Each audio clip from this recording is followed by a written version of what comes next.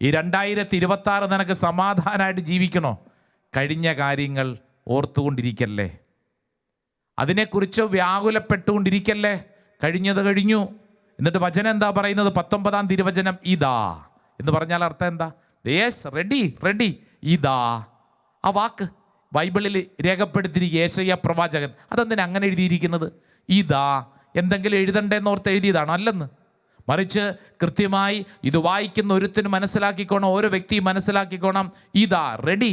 വീട്ടിലൊക്കെ നമ്മൾ ദാഹിച്ച് എന്ന് ഒരു ഗ്ലാസ് വെള്ളം തരുമോ എന്ന് ചോദിക്കുമ്പോൾ ഇതാ റെഡി, റെഡി, ഉടനെ റെഡിയാന്ന്, റെഡി.